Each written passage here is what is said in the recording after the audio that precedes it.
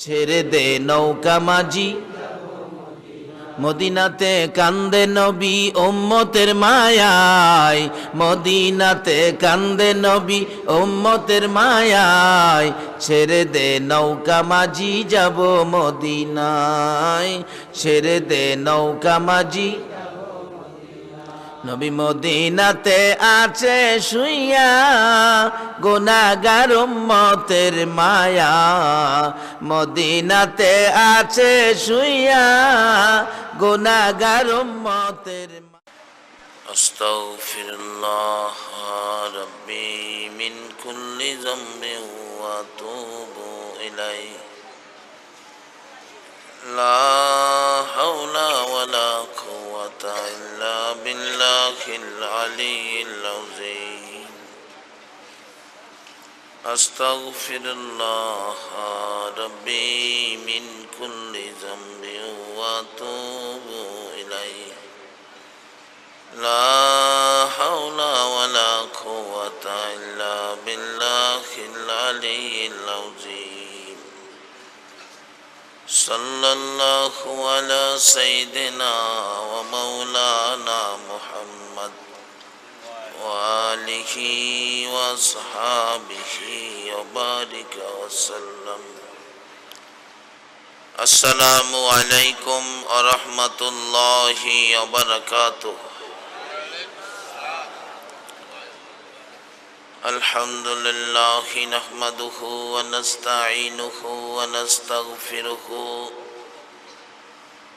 ওয়া নাস্তাগফিরুহু ওয়া নু'মিনু বিহি ওয়া নাতাওয়াক্কালু আলাইহি ওয়া নাউযু বিল্লাহি মিন শুরুরি আনফুসিনা ওয়া মিন সাইয়্যাতি আ'মালিনা। من يهده الله فلا مضل له ومن يضلله فلا هادي له ونشهد أن لا إله إلا الله وحده لا شريك له ونشهد أن محمدا عبده ورسوله. فقد قال الله تعالى في كلامه المجيد والفرقانه الحميد. أعوذ بالله من الشيطان الرجيم. بسم الله الرحمن الرحيم. ولا تقولوا لمن يقتل في سبيل الله أموات. قال الله تعالى قل إن كنتم تحبون الله فاتبعوني يحببكم الله ويغفر لكم ذنوبكم الله غفور رحيم. قال الله تعالى ووصينا الإنسان بوالديه إحسانا حملته أمه كرها ووضعته كرها الآخر. قال رسول الله صلى الله عليه وسلم لا يؤمن أحدكم حتى أكون أحب إليه من والده وولده والناس أجمعين. قال رسول الله صلى الله عليه وسلم بر الوالدين أفضل من الصلاة والصدقات والصوم والحج والعمرة والجهاد في سبيل الله. قال الله تعالى في شان حبيبه صلى الله عليه وسلم: إن الله وملائكته يصلون على النبي يا أيها الذين آمنوا صلوا عليه وسلموا تسليما. اللهم صل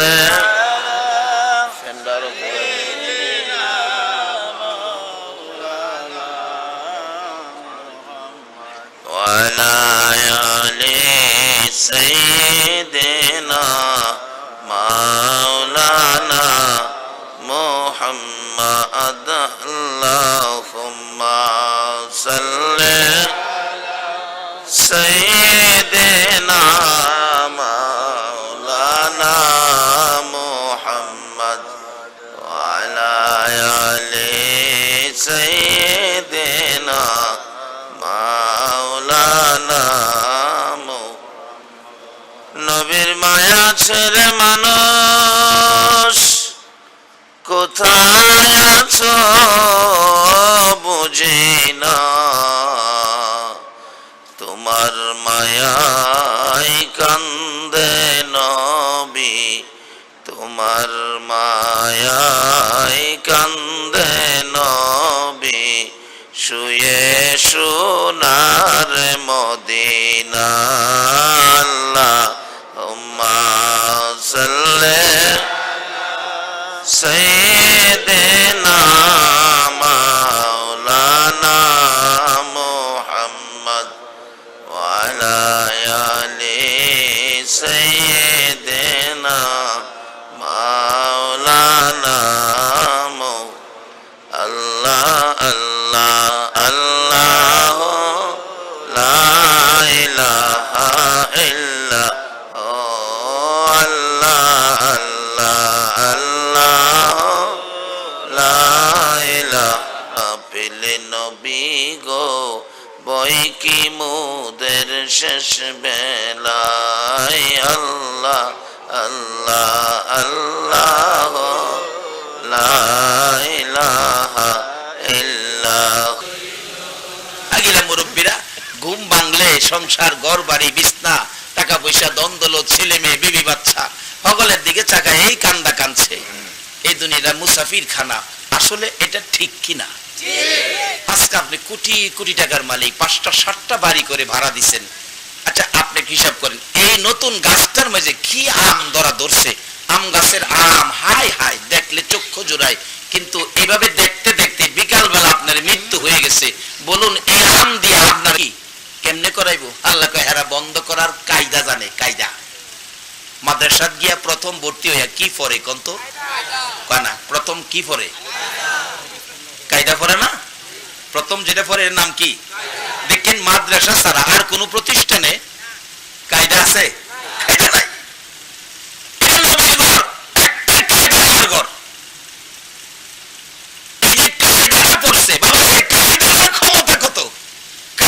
ক্ষমতা কত? এক বেচারা গুনাহ করতে করতে, ইতিহাস জীবনী গুনাহ করতে করতে আছে না এমন যুবক বাংলাদেশে, ভালো কাজ বলতে করে না, খারাপ পাইলে ছাড়ে না, করতে করতে মদ গাঞ্জা খাইতে খাইতে ভিতর জ্বালায়া পুরাইয়া দিছে। ডাক্তারের কাছে গেছে, ডাক্তার কয় আপনার ভিতরে কিছু নাই, মেশিন পত্র সব শেষ, মরে যাবেন, বাঁচার আশঙ্কা নাই, হয়তো 2-4-5 দিন বাঁচতে পারেন। 1 সপ্তাহ উঠবে বাড়িতে গিয়া বইয়া কান্দতাছে। বিবি সব জায়গায় কান্দো কি লেগা? বিবি জীবনটা শেষ করলাম রে, এই মদ গাঞ্জাই তো শেষ, আমার ভিতরে মেশিন পত্র কিছুই নাই, ডাক্তার বলছে 5-7 দিন বাঁচবো, পরে মরে যাব। বিবি সব কয় অহন কান্দো, অহন কানলে আর কি লাভ হইব, সময় মতো কান্দতা কাজে লাগতো। বিবি কান্দি যে মরে যাবো এই জন্য না, কবরে গেলে যে আযাব হবে শুনতেছি, এটার আমি ভয় করতেছি।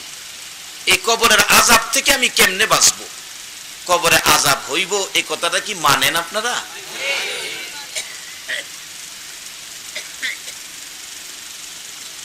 যারা গেছে হেরারে পাইলে জিগেন কি অবস্থা।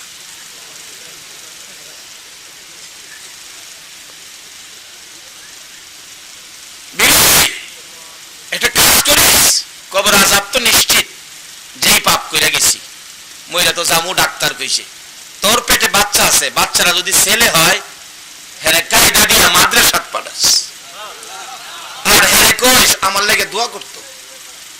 কার লাগে দোয়া করতো? বাপের লাগিয়া। কার লাগিয়া? অহন তো বাপের লাগে দোয়া, একটা ছেলে দোয়ার উপযুক্ত করবেন এটা ওখানে রাজি না। যারা বড় লোক হেরা কিলাম এই কামটা করতো না, যারা গরিব হেরা মাদ্রাসাত ফুলা পড়ায়, বড় লোকেরা ফরাইতো না। হেরা তো একটা আছে দোয়া করবার লাগে মসজিদের হুজুরে নিবগা। আচ্ছা আমার বাপের লাগে আমি যে দোয়া করুম মসজিদের হুজুর এই দোয়া করতে পারবো? আমার বাপের লাগে আমি দোয়া করলে সুহের পানি অটোমেটিক আইব, আপনার বাপের লাগে আমারে নিলে সুহের পানি সহজে বাইরিব? কি লেগে আপনার বাপের লাগে আমার সুহের পানি আইতো? কতদিন থাকবেন দুনিয়ায় এমনি বললেন কবরের কথা।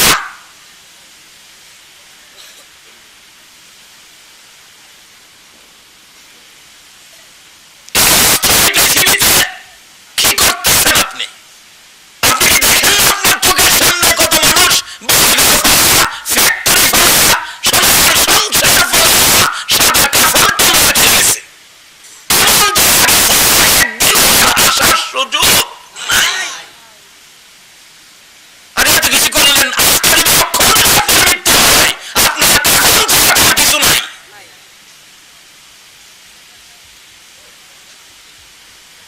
ওই বেচারা কান্দে, আযাব তো হবে। আমার ছেলেটারে কইস আমার লাগে দোয়া করতো, যদি ছেলে হয় কায়দা দিয়া মাদ্রাসাত পাঠাইস। আল্লাহর কুদরত তো বোঝা যায় না। মৃত্যু হইছে কবরে আযাব, ভীষণ আযাব। ছেলে হইছে, আল্লাহ দিছে ছেলে, 4 বছর বয়স, কায়দা কিনা মাদ্রাসাত পাঠাইছে। ছেলেটা মাদ্রাসায় গেলে উস্তাদ জিগায় এটা কার ছেলে? একজনকে, হুজুর যে তার বাবা যে খারাপ ছিল তার ছেলে। আয় বাবা এদিকে আয়, তোর বাবা তো খুব খারাপ ছিল, তুই নি ভালো হইতে পারোস, আয় বাবা। মাদ্রাসাত পড়লে কি খারাপ হবে না ভালো হবে? আপনারা ভাববেন না যে মাদ্রাসার ছাত্র খারাপ হইছে, মাদ্রাসার ছাত্র না। খারাপ যদি হয়ে থাকে এটা অভিনয় করে, মাদ্রাসার অভিনয় করে এদেশের মুসলিম জাতির এই শান্তি ইসলামটাকে কলঙ্ক করার জন্য চক্রান্ত করতেছে। কারণ মাদ্রাসায় যারা শিখেছে, লেখাপড়া করেছে, তাদের চরিত্র ইতিহাস করুন। আল্লাহ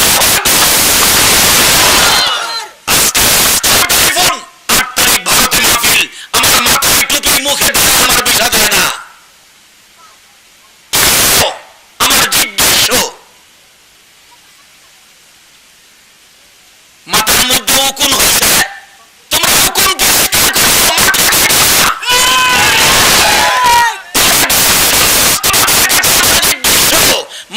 উকুন হয়েছে, মাথা কাটতে হবে না, উকুন বাড়তে ভালো দাও। আমরা সমাজে শান্তির ইসলাম আবার সুন্দর করে নিয়ে আমরা বেরিয়ে যাব। আপনারা কি একমত আছেন?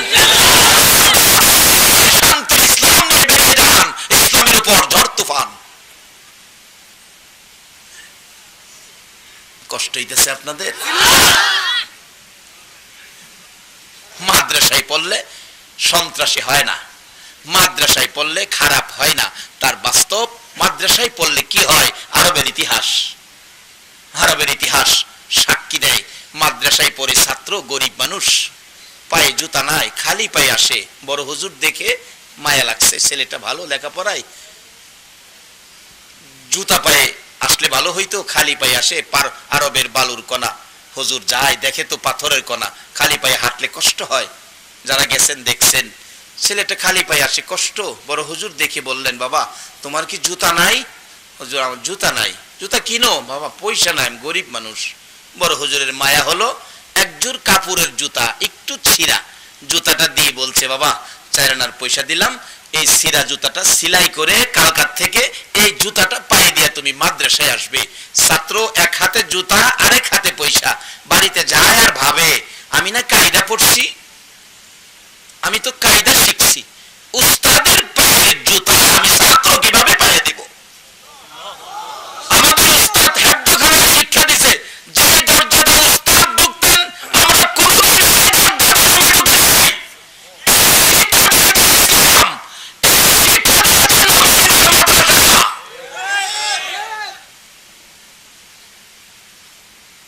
মুসলমান, একজনে কিছু বললে সমালোচনা দিও না, নিজের অস্তিত্বকে ঠিক রাখো, বুঝে দাও ইসলাম শান্তির ধর্ম। রাস্তায় হিসাব করে উস্তাদের পায়ের জুতা আমি ছাত্র পায়ে দিতে পারি না। উস্তাদ যে দিল এটা ব্যবহার না করলে তো উস্তাদের মনে কষ্ট যাবে। বাড়ির কাছাকাছি গিয়ে দোকান থেকে 2 আনার সুড়া কিনছে, সুড়া। বাচ্চা ছেলে বাড়ি থেকে বলতেছে, মা, মা গো। কি বাবা? আমার একটু গরম পানি করে দিবেন। এভাবে বললে কোন মার মায়া না হবে? কি করতে বাবা? দেন না মা, আমার দরকার আছে। মা গরম পানি বসাইলে 2 আনার সুডা পানি দিছে, গরম পানি লাল টকবক করতেছে, 2টা কাপড়ের জুতা, আরবের ইতিহাস বলছি, সাইডা দিলে গরমের আবাসে রাবার সুইটটা নিচে গেছে, কাপড় উপর উঠে গেছে। 2টা কাপড় উঠাইয়া মাহার লাগবে না, পরিষ্কার করে ধুইয়া সারাদিন শুকাইছে। বিকাল বেলা দর্জির কাছে গেছে, দর্জি চাচা আমাকে 2টা কাপড় দিয়ে একটা টুপি বানিয়ে দেন।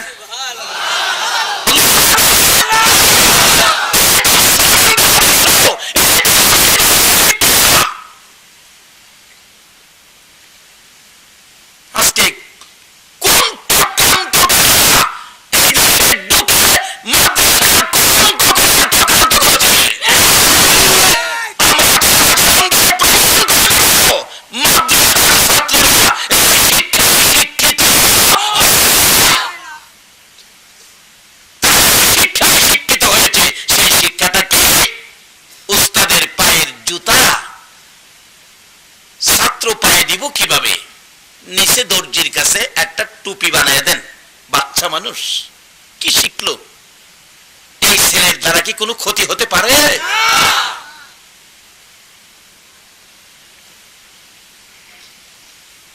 দর্জি কই, বাবা এটা জুতার কাপড়, এই দিয়ে টুপি হয় না, আমার কাছে টুকরা কাপড় আছে, টুপি বানায় দেই।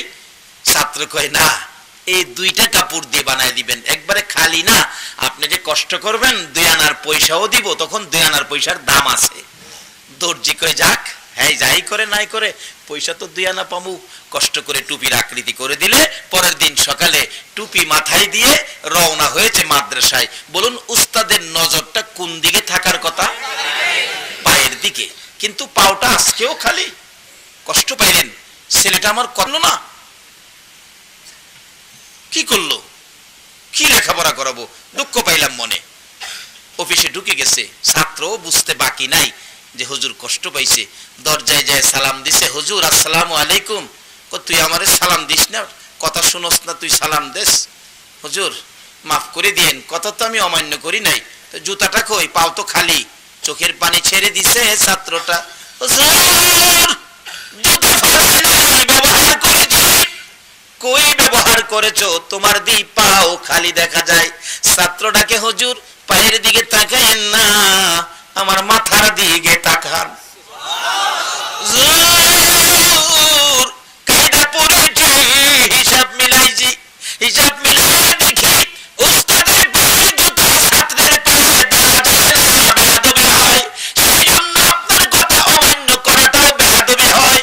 জুতা ফালাইনি, 2 আনার সুডা গরম পানি দিয়ে কাপড় আলাদা করেছি, বাকি 2 আনার পয়সা দিয়ে আপনার পায়ের জুতা 2টা কাপড় মাথার টুপি। হুজুর পায়ের দিকে তাকায়েন না, মাথার দিকে তাকাইয়া দেখেন আপনার পায়ের জুতা আমি ছাত্রের মাথার টুপি হয়ে গেছে। বলুন উস্তাদ এই ছেলের জন্য দোয়া করবে কিনা? মা বাবার দোয়া যেমন সন্তানের জন্য কবুল হয়, উস্তাদের দোয়াও ছাত্রের জন্য কবুল হয়। 2টা হাত বাড়াইয়া ডাকছে, মাবুদ গো আমার এই ছাত্রকে তুমি কবুল করো, তোমার ইলমের গোডাউনের দরজা আমার এই ছাত্রের জন্য খুইলা দাও। এই দোয়া যিনি এই ব্যবহার দিয়ে নিয়েছিলেন তিনি হলো আমাদের মাযহাবের ইমাম, ইমাম আবু হানিফা সাহেব রাহমাতুল্লাহ আলাইহি। শিক্ষিত আমরা যিনি নবী কোনদিন কষ্ট পেল, কষ্ট তার বাস্তব নবীর জীবনী। ছোটকালে আপনারা পড়ছেন একটা কাহিনী, যে কাহিনীটার নাম ছিল দুষ্ট বুড়ির কাহিনী। বুড়ি, আমার নবী যেই পথে যাইতেন বুড়ি জানি সেই পথে কি করতেন?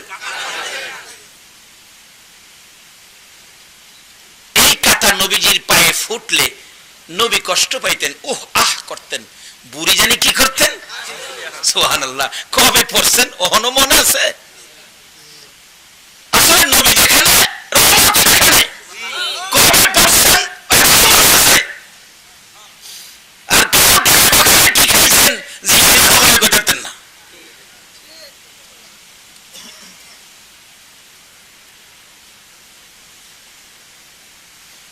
একদিন নবীজি দেখে রাস্তায় কাটা নাই, এদিক সেদিক তাকিয়ে দেখে বুড়িও নাই।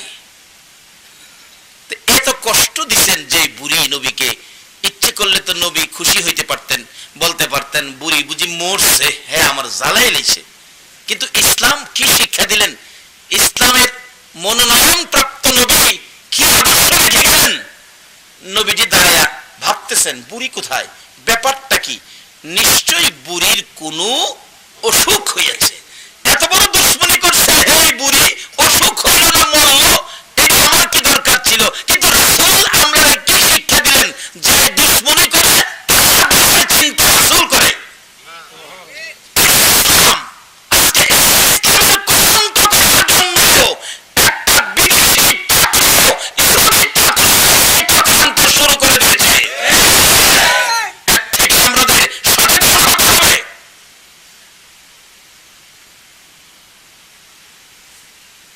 কারণ আমার পীর সাহেব কিবলা সোনাকান্দা কুমিল্লা জেলার মুরাদনগর থানার, ওনার মুখে শুনেছি এক ইমাম সাহেব নাকি অপকর্ম করেছে মক্তবের ছাত্রীর সাথে। ছাত্রী বিচার দিছে যে যে হুজুরটা না, এই হুজুরটা মনে হয় মুসলমান না, টুপি দাড়ি পাঞ্জাবি সব ঠিক আছে কিন্তু মুসলমান না, তার খাতনা করা অবস্থা নাই। পোলাপান খবর শুনে গিয়ে ঘেরাও করছে, ধরছে, ধইরা তাকে মাইট দিছে। মাইট দেওয়ার পরে চেক করা হলো, দেখা গেল সেই মুসলমান না। মুসলমানের লেবাস ধরে এলাকায় ইমামতি করতে এসে এই বিভ্রান্তিগুলো ছড়াইতেছে। তখন মুসলমান না, পরে তথ্য নিয়ে দেখলাম লন্ডনে নাকি এরকম মাদ্রাসা করেছে, বাংলার ভিতরে ইহুদি খ্রিস্টানদেরকে আলেম বানানো হয় মুসলমানদের কলঙ্ক করার জন্য। আজকে এই কলঙ্ক থেকে মুসলমান জাতি বাঁচতে গেলে সচেতন হতে হবে। মুসলমান কোনদিন মানুষ মারতে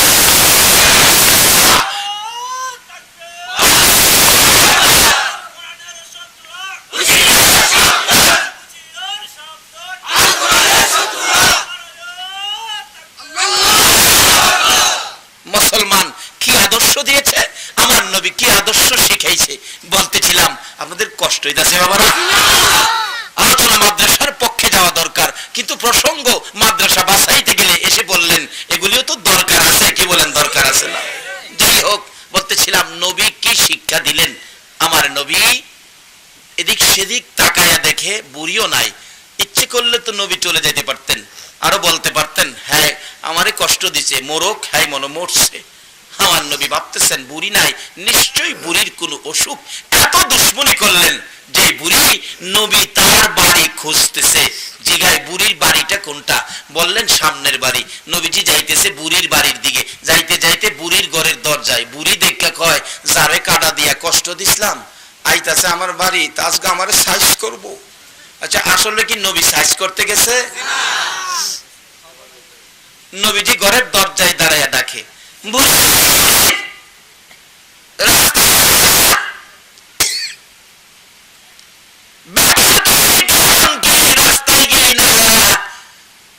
তুমি কি অসুস্থ? বুড়ি চোখের পানি ছেড়ে দিছে।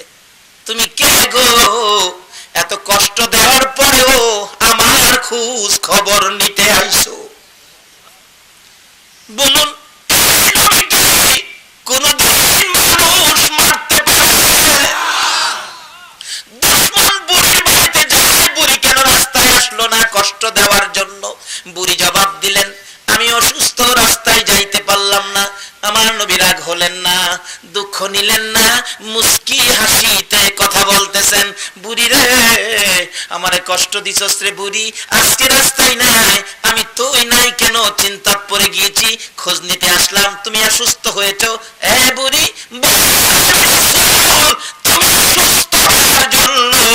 আমি কোন কাজে লাগতে পারি। আরে দয়ালু নবী প্রেমের নবী জগত আমার দয়ালু নবী প্রেমের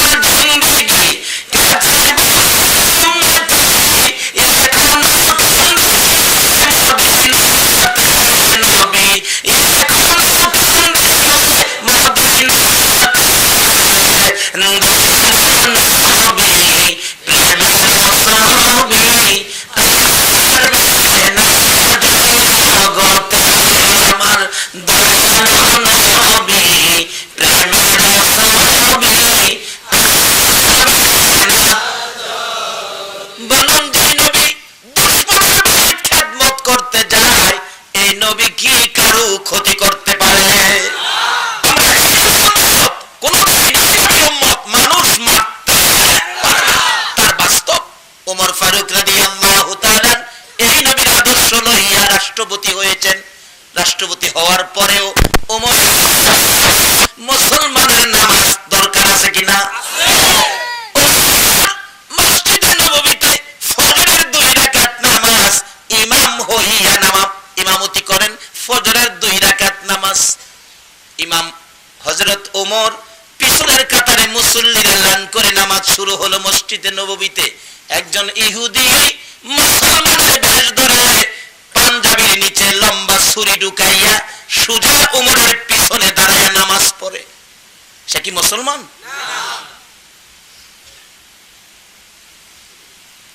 টুপি পাঞ্জাবি দাড়ি লাগায়া জুতা চুরি করে মসজিদে দইরা ফিটা দিলে কই মুসল্লি মুসল্লি আর জনতার রাখ মুসল্লি চুরি করতে পারে না। দেখলে ঘটনা কি দেখা গেছে সুর মুসল্লির বেশ ধরছে জুতা চুরি লাগিয়া।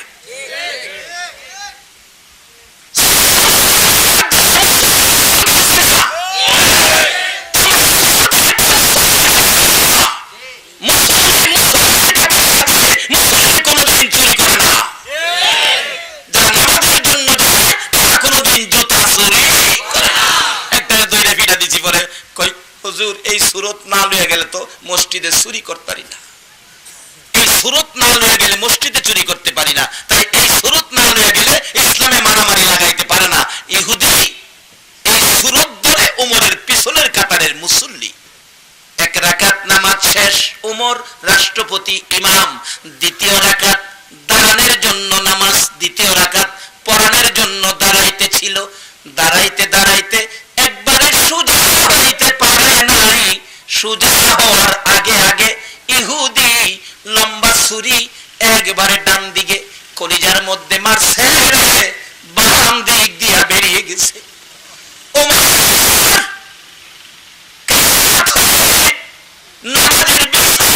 মধ্যে পড়ে গেছে, জিহ্বাটা বাহির হয়ে গেছে।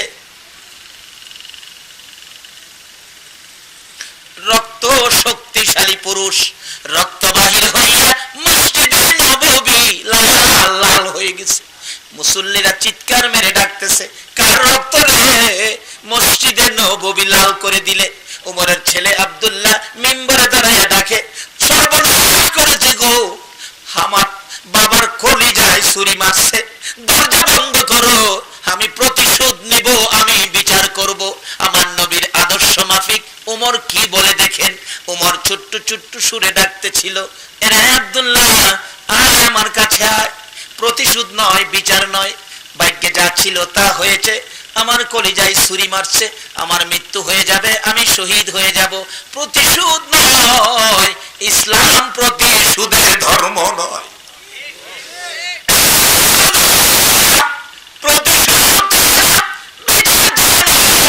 আমাকে যদি খুশি করে বিদায় করতে চাও রে আব্দুল্লাহ, একটা কাজ করো। কি কাজ করব বাবা? তুমি একটা দৌড় দিয়ে যাও মা আয়েশা সিদ্দিকার কাছে। আমি দেখেছি আমার নবীর রওজার পাশে আমার ভাই আবু বকর ঘুমাইছে। আব্দুল্লাহ নবীর পাশে আরো কিছু খালি আছে রে, মা আয়েশার কাছ থেকে অনুরোধ করে একটু জায়গা ভিক্ষা নিতে আমার জন্য। একটু জায়গা যদি আমি ওমরে নবীর পাশে শোয়ার জন্য ভিক্ষা চাইতে পারো, আমার যদি নবীর পাশে শোয়াইতে পারো, আমি প্রতিশোধ চাই না, নবীর পাশে শোয়ার জন্য চাই। ইচ্ছা করলেই তো গন্ডগোল লাগাইতে পারতেন, প্রতিশোধ নিতে পারতেন। ছুরির আঘাত করলো, এটা ইসলাম প্রতিশোধ চায় না, এটা মুসলমানের আদর্শ, বিচারও চায় না। নবীজির পাশে শুইতে চায় ওমর। দৌড়ায় গেলেন, ও মা আয়েশা সিদ্দিকা, আমার বাবাকে রাষ্ট্রপতি ওমরকে ছুরি আঘাত করেছে, কলিজা ছিদ্র করে দিয়েছে, মসজিদের নববী রক্তে লাল লাল হয়েছে, সবাই কান্দে গো, আমার বাবা বিদায় হয়ে যাবে। মা গো, আমার বাবা নবীজির পাশে শোয়ার জন্য একটু জায়গা রাষ্ট্রপতি ভিক্ষা চাইছে, রাষ্ট্রপতিকে একটু জায়গা ভিক্ষা দিবেন নি গো মা। মা আয়েশা সিদ্দিকা বলেন, ইচ্ছে ছিল নবীর পাশে আমি শুইব, আর এক পাশে আমার বাবা আবু বকর সিদ্দিক ঘুমিয়েছে। আব্দুল্লাহ যে দরখাস্ত করেছে, ভিক্ষা চেয়েছে, আমি যদি ভিক্ষা না দেই, রাসূল নিয়ে আবার জিজ্ঞেস করে, আয়েশা রে, আমার ওমর আমার বড় আদরের ছিল রে, ওমর জীবন দিয়ে আমার কাছে ভিক্ষা চাইছে একটু জায়গা শোয়ার জন্য, তুমি আমার ওমরকে পাশে শুইতে দিলা না। ও আব্দুল্লাহ, অপেক্ষায় থাকো, আমি রাসূলের সাথে পরামর্শ করি। মা আয়েশা সিদ্দিকা নবীজির রওজার পাশে যাইয়া ডাকে, হুজুর আপনার ওমর হয়ে যাবে, নবী গো আপনার ওমর আপনার পাশে শুইতে চাই গো, অনুমতি দেন, আমি আয়েশা আপনার পাশে থাকবো না ওমর আপনার পাশে থাকবে। আমার নবী রওজার ভিতর থেকে ডাকতেছে,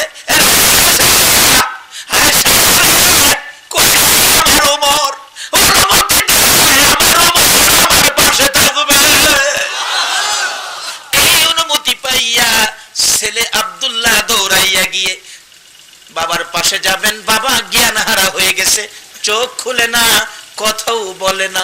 হযরত আলী রাদিয়াল্লাহু তাআলা আনহু বলেন, আমি উমরের পাশে বসা ছিলাম, উমর চোখ খুলে না, মনে বড় আশা ছিল বিদায় মুহূর্তে আমার ভাই উমরের কাছ থেকে নসিহতপূর্ণ দুইটা কথা শুনবো, উমরের কাছ থেকে দুইটা কথা জানবো। উমর চোখ খুলে না, জ্ঞানহারা হয়ে গেছে। একটু পরে উমর দুইটা চোখ খুলে আলীর দিকে তাকাইয়া চোখের পানি ছেড়ে দিলেন, ঠোঁট দুইটা কাঁপতেছে, থরথর করে কাঁপতেছে, কি যেন বলবেন, বলতেও পারতেছে না। হযরত আলী বলেন, মুখের কাছে মুখটা নিয়ে প্রস্তাব রাখলাম, প্রশ্ন রাখলাম, ও ভাই ওমর, কি বলবা? আমি শুনবো, আমি অপেক্ষায় ছিলাম, তোমার মুখ থেকে নসিহতপূর্ণ দুইটা কথা আমি আলী শুনবো বিদায় মুহূর্তে। ওমর ছোট্ট ছোট্ট সুরে বলতেছে, রে আলী, আমার মুখ থেকে দুইটা কথা শোনার আগে একটা কথা তুমি আমারে শোনায়া দাও বিদায় মুহূর্তে। আমি নবীর আদর্শ মাফিক করতেছিলাম, দ্বিতীয় রাকাতে যাইবার আগে আগে আমার ছুরি মারছে রে, আমার কলিজা ছিদ্র করে দিয়েছে রে আলী, আমি তো কিছুক্ষণের মধ্যে বিদায় হয়ে যাব। আমার কথাটা জানালে দে, এক রাকাত নামাজ এখনো আমি উমরের বাকি আছে, বলো ফজরের নামাজের সময় আছে নি? আমি আলী, আমি উমর মৃত্যুর আগে ওই রাকাত নামাজ আদায় করে কবরে যাইতে পারবো না। এই আদর্শ আমার নবী ইসলামের দ্বারা আমাদের কাছে দিয়ে গেলেন। ইসলাম কোনোদিন বিশৃঙ্খলা করে না, ইসলাম কোনোদিন মারামারি করে না। আজকে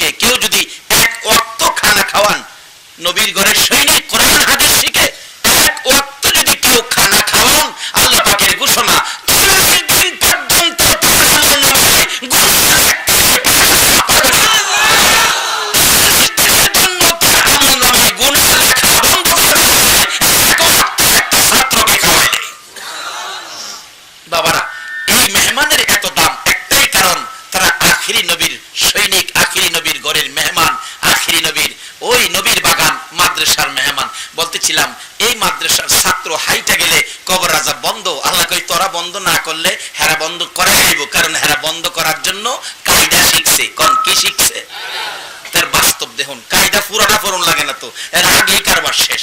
তার বাস্তব ওই যে বলছিলাম পাপী যুবক, তার একটা ছেলে হইলে বিবিকে ওসিয়ত করেছিলেন, কথাটা খেয়াল আছে? বিবিকে ওসিয়ত করেছিলেন মাদ্রাসায় পড়াবি, কায়দা হাতে দিবি, আর আমি মরে গেলব আমার ছেলেরে বলিস আমার জন্য দোয়া করতে।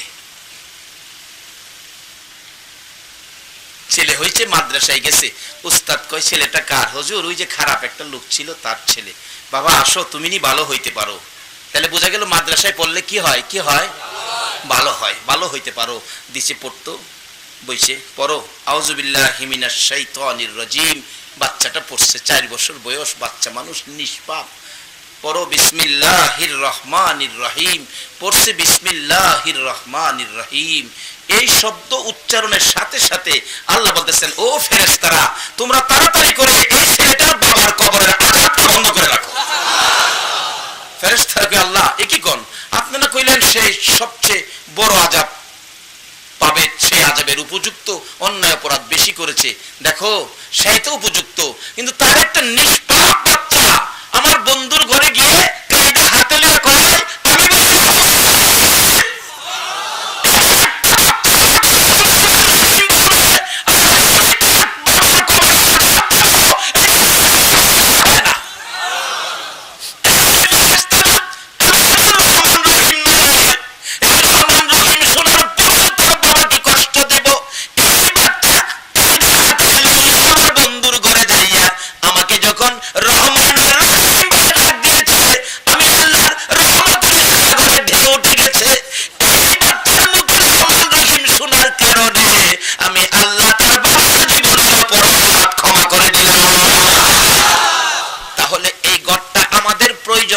কিনা বলুন। আবারে সবচেয়ে বড় গুরুত্বপূর্ণ একটা শব্দ আছে এখানে, এতিমখানা। এতিমখানা কি খানা আছে? কি মাদ্রাসায় আছে? এতিম। আজকে আমার টার্গেট ছিল নবীকে স্বপ্নে দেখার। আমাদের একটা টার্গেট ছিল না? ইমাম গাজ্জালী সাহেব 100 ওলি লইয়া নবীর সাক্ষাৎ মদিনায়। আজকে আমরা বাংলার জমিনে, গাজীর চটের জমিনে, মাদ্রাসা নবীর বাড়ি, এতিমখানায় মাহফিলে একটা টার্গেট নবীরে বাস্তবে তো হইতাম না, স্বপ্নে দিদারটা দেখতাম। এই আবদার কি আপনারা রাজি আছেন? এটাই তো। কিভাবে দেখতে পারেন? কোন জায়গায় গেলে দেখতে পারেন? এবার আমার নবী যেই জিনিসকে ভালোবাসতেন, যদি এই জিনিসের ভালোবাসা আপনাদের মধ্যে থাকে, নিশ্চিত নবীকে স্বপ্নে দেখবেন। তার বাস্তব আমার নবী, নবীর জীবনী, এতিমের প্রতি নবীর ভালোবাসা কত ছিল। এতিমের প্রতি, একটা এতিম ছেলে বাবা মারা গেলেই তো এতিম হয়। মা ছেলেটা নিয়ে আরেক জায়গায় বিবাহ বসছে, আরবের ইতিহাস। কিন্তু ওই স্বামী স্ত্রী মাইনা নেয়, ছেলেটারে মাইনা নেয় না। মাঝে মাঝে মায়ের সামনে লাত্তি মারে, ঘরের বাইরে ফেলাই দেয়। ছেলেটা মা মা কইয়া কানতে কানতে মার দিকে আসে, আবার রাগ হয়, ঘরে যদি আনস তরেও বাইর করুম। বলুন, যত কষ্টই হোক মা সন্তানের ব্যথা কি বলতে পারে? আমাদের বৈরবে পারে না, আপনাদের গাজী চট পারে কি না? কিছু মানুষে কয় না, আর কিছু মানুষ আপনারা কি নার পক্ষে না হার পক্ষে? মা কি সন্তানের কষ্ট সহ্য করতে পারে? মারে খোঁজ খবর নেয় না, মায়া করে না, ভাত কাপড় পান সুপারি কিচ্ছু দেয় না। এরপরও ছেলেটা বাড়িতে আসে না, রাত্র 2টা বাজে। বলুন তো, এক ঘরে স্ত্রী আরেক ঘরে আপনার মা, বলুন কার ঘরের দরজাটা খোলা থাকবে? আসতে করেন যে মা আস্তে করে দরজাটা খুলছে, কথা কয় না। কেরে মারে যে আপনি ডাক দেন না, মার সাথে যে আপনার সম্পর্ক ভালো না। বিবি সাহেবের কথায় মারে দুশ্মন বানায় রাখছে। এই রোগ আমরা বাংলাদেশও আছে না? দুশ্মন বানায় রাখছে। এরপর রাত্রে 2টা বাজে মা ঘুমাইও না, ছেলে যে বাড়িতে আইছে না।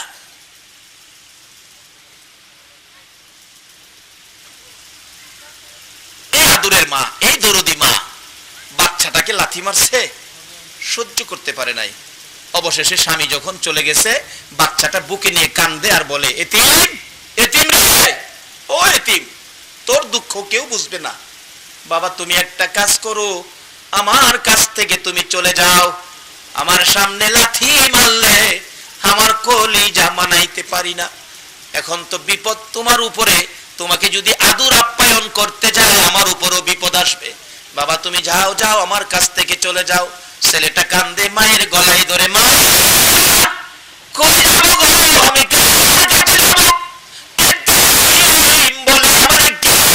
করবে গো।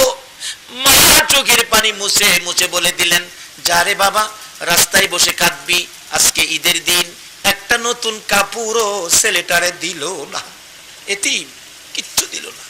রাস্তায় বসে কাঁদবি, যদি এতিম নবীরে পাও, এতিম নবীর কাছে তোমার দুঃখটা বইল, এতিম নবী তোমার দুঃখ কেউ বুঝবে না।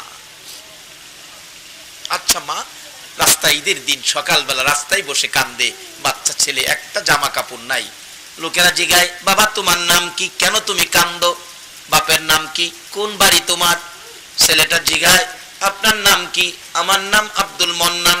যান আপনি যান, আমার জিগায় না, যান। আর একজন আইসে, কি লেগে কান্দো, আপনার নাম কি? আমার নাম ওমর। যান আপনি যান। আর একজন আইসে, আপনার নাম কি? আমার নাম আবু বকর। যান আপনি যান। সকলে শেষে আসে রহমতের নবী, আদর্শের নবী, শান্তির নবী, ভালোবাসার নবী, মুক্তির নবী, সত্যের নবী। আল্লাহু আকবার বলো। আল্লাহর নবী আসে, ওই বাচ্চাটা রাস্তায় বসে কান্দে, মাথায় হাত দিছে। এতিমের মাথায় হাত দিও গো, তোমার উপর আল্লাহর রহমতের ছায়া পড়ে যাবে।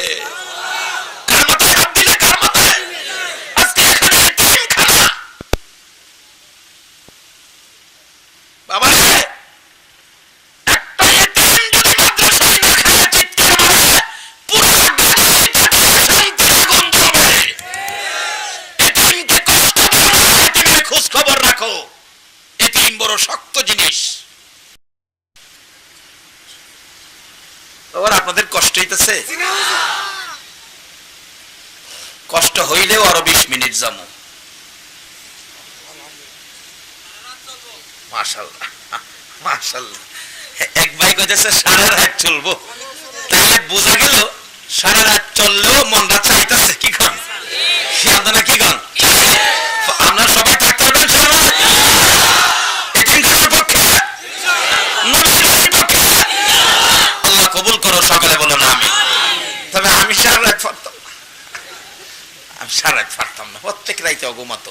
যাই হোক, এতিমখানার পক্ষে সারা রাত মনের থেকে বলছেন, এর বিনিময় পাবেন অবশ্যই। যাই হোক, নবীর আদর্শ, নবীর শিক্ষা। এতিম নবীজি মাথায় হাত দিছে, সুবহানাল্লাহ কর না, কই হাত দিছে। আর আমরা দেশের চরিত্র, এতিম সুযোগ পাইলে বাচ্চারে গর্তে গাঢ় দেয়া বের করে দেয়। আমি যে এলাকায় ইমামতি করতাম, শুনলাম এই এলাকায় গিয়া দুইটা এতিম বাচ্চা, মা বাবা মারা গেছে, পরে গর্তে বের করে দিছে, চাচা বের করে দিয়া বাড়িটা দখল করে পুরাটা ওয়াল দিছে। আবার হজ করে আইছে, এরপরে নাকি এই বাচ্চা দুইটা গেছে গা বাড়িতে বাইরিয়া যায় ময়মনসিংহ হোটেলে চাকরি কইরা, দুইটা ভাই জীবন যাপন করে, হোটেলে চাকরি করে, থালা বাসন মরা। এদিক দিয়ে হাজী সাহেবের মৃত্যু হয়েছে, রাত্রে হইলে মানুষ দেহে কবর আগুন জ্বলে। সারা মোল্লা মৌলবী নিচে দোয়া পড়াইতো, শুনছি মুরব্বীদের কাছে, মোল্লা মৌলবীরা দোয়া পড়লে কি দিনের বেলা আগুন দেখে না, রাইতে দেখে। একজন আল্লাহর ওলি কয়, বাবা রে, নিশ্চয়ই তোমার বাবা এতিমের মাল আত্মসাৎ করছে। এতিমের মাল আত্মসাৎ করা মানে নিজের হাতে আগুন পেটে ঢুকানো।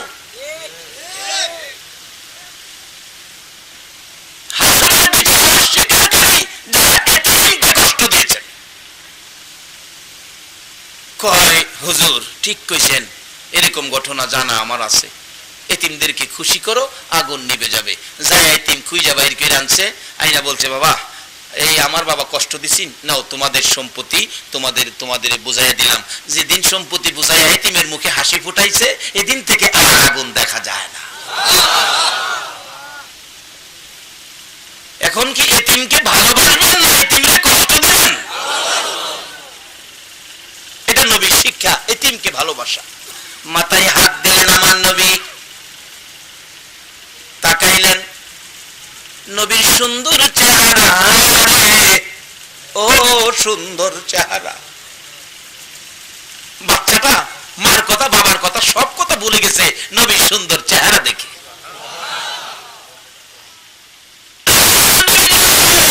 ঈদের দিন রাস্তায় বসে কান্দ,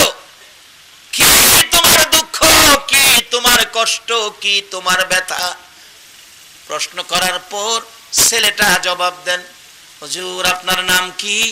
আমার নাম মুহাম্মাদুর রাসূল।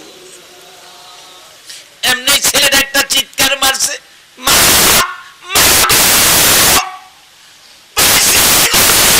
মুহাম্মাদুর রাসূলুল্লাহ ভাইজি, তুমি যার কথা বলেছো পাইছি, তারে পাইছি। আমার নবী মাথায় হাত বুলাইয়া ডাকে, মা মা কইয়া কেন কান্দো? কি তোমার দুঃখ, কি তোমার ব্যথা? হুজুর আমার বাবা নাই, আমি এতিম। আমার মা বলেছে আমি এতিমের দুঃখ বলে মুহাম্মাদুর রাসূলুল্লাহ বুঝবে, আর কেউ বলে বুঝবে না। হুজুর আমি জানতে চাই আমার মা আপনার কথা কেন বললো? আর কেউ বুঝবে না, আপনি বুঝবেন। আমার নবী চোখের পানিগুলো গাল বেয়ে বেয়ে ছেড়ে দিয়ে কান্দে, বাবা এতিম রে, কেন বলেছে শোনো, আমি একদিন তোমার মতো বাবা কাঁদছি। হাত দেওয়ার মতো কেউ ছিল না রে বাবা, এই ব্যথায় ব্যতীত আমিও ছিলাম।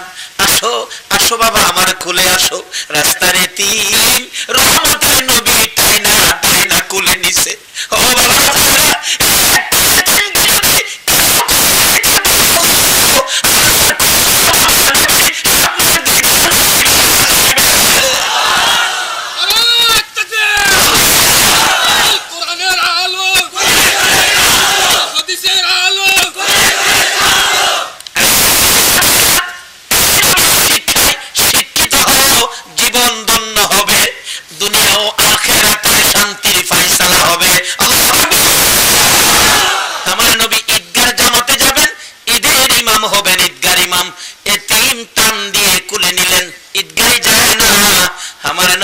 হুজরার দিকে রওনা হয়েছে।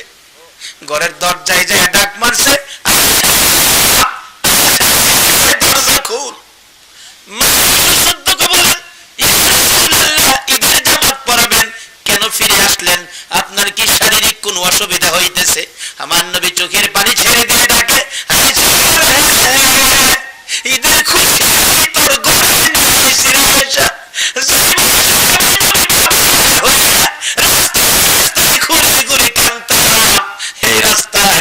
কুলে করে আনলাম রে আয়সা।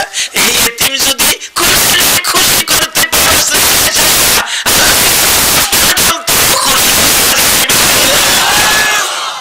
আজকে সেই এতিমখানা আপনাদের এখানে, এই মাদ্রাসা আপনাদের এখানে, আপনাদের জীবন ধন্য। যেভাবে মাদ্রাসা করেছেন আল্লাহ ওনাকে হায়াত দেখ, ওনার পক্ষে আপনারা থাকুন। বাবারা ভাইরা, আমি আপনাদের কাছে একটা টার্গেট দিয়েছিলাম, নবীকে স্বপ্ন দেখবেন। স্বপ্নে দেখার জন্য একটাই মন্ত্র, একটা এতিম যদি কুলে করে খুশি করে ঘরে নিতে পারেন, একটা এতিমের মাথায় হাত দিয়ে যদি খুশি করতে পারেন, এতিমখানার পক্ষে যদি কিছু করতে পারেন, আমার নবী ঘুমের ঘরে স্বপ্নে দেখা দিবে। আসুন সেই এতিমখানার পক্ষ থেকে আমি আপনাদের কাছে দুইটা হাত বাড়াইলাম। এতিমখানা মাদ্রাসার পক্ষে এতিম কুলে নেওয়ার জন্য কে পারেন কি সহযোগিতা করতে? একজন উঠবেন না। যদি কেউ উঠেন মনে করব আপনি নবীর বিপক্ষে, এতিমদের দুশ্মন। না হয় আপনি উঠবেন কেন? এই আলোচনায় গেলে 5টা মিনিট আপনাদের সাথে, তারপর আমি একটু দোয়া করব, তারপর আমার অত্যন্ত মহব্বতের বন্ধুভর হযরত মাওলানা আব্দুল্লাহ বিন আনিস অন্ধ সাহেব, অন্ধ মাওলানা সাহেব, উনি ওয়াজ করবেন, আপনারা শুনবেন। আমি একটু দোয়া করব শুধু একটা টার্গেটের উপর। নবীজির একদিন ঘুমের ঘরে স্বপ্নে দেখতাম। নবীকে ইমানের সহিত স্বপ্নে দেখলে জাহান্নামের আগুন কি হবে বলুন? নবীকে দেখার আশায়, নবীকে স্বপ্নে দেখার জন্য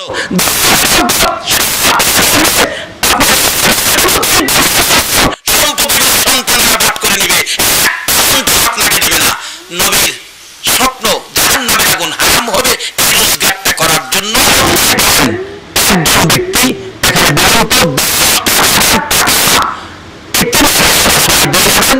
আরে দয়ালু নবী প্রেমের ছবি জগতে আমার, দয়ালু নবী প্রেমের